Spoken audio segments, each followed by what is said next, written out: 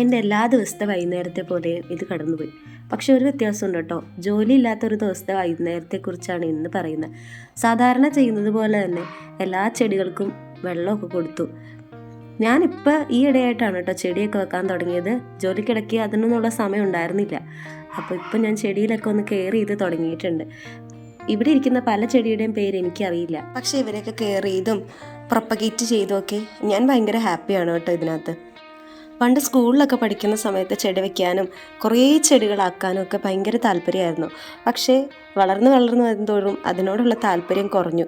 സമയമില്ലായ്കയൊന്നുമല്ല, അതിനുള്ള സമയം കണ്ടെത്തിയില്ല എന്നുള്ളതാണ് സത്യം.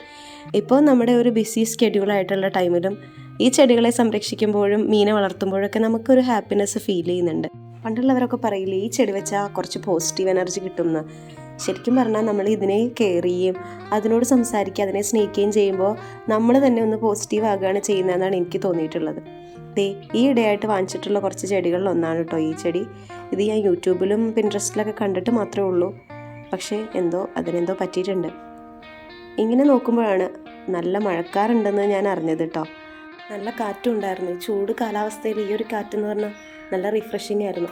ഈ ഗ്ലാസ്സിലാട്ടോ ഞാനിങ്ങനെ സ്നേക്ക് പ്ലാന്റിനെയൊക്കെ പ്രൊപ്പഗേറ്റ് ചെയ്യാൻ വയ്ക്കുന്ന ഈ വലിയ മെച്ചുവേർഡ് ആയിട്ടുള്ള ലീവ്സൊക്കെ വരുമ്പോൾ ഞാൻ ഇതിനകത്ത് കുത്തി വയ്ക്കും.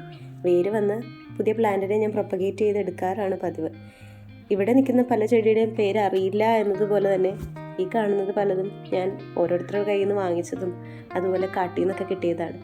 ഇവിടെ ചെറിയൊരു പേൾ ഗ്രാസ് ഞാൻ വളർത്തുന്നുണ്ട് കേട്ടോ. കഴിഞ്ഞപ്പോൾ തന്നെ പുറത്തൊക്കെ നല്ല മഴയായിരുന്നു കേട്ടോ. ഞാൻ റൂമിൻ്റെ ജനലുകൾ തുറന്നിടാനായിട്ട് റൂമിലേക്ക് വന്നതാണ്. നല്ല കാറ്റും നല്ല തണുത്തൊരു അന്തരീക്ഷമായിരുന്നു. ഈ ചൂടിൻ്റെ ഇടയ്ക്ക് ഈ ഒരു കാറ്റ് എന്ന് പറഞ്ഞാൽ, അതും ഈ ഒരു മഴ, ചെടികളെല്ലാം ഭയങ്കര ഹാപ്പിയായി, പൊടിയൊക്കെ മാറി നല്ലൊരു റിഫ്രഷിങ് ഫീലായിരുന്നു കേട്ടോ.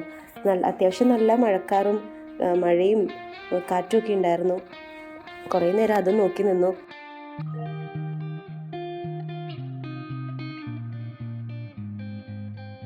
മഴയൊക്കെ കാണുമ്പോൾ നമുക്കെപ്പോഴും പറയാനുള്ളത് എന്താ, മഴ, ജോൺസൺ മാഷിൻ്റെ പാട്ട്, കട്ടൻ കാപ്പി.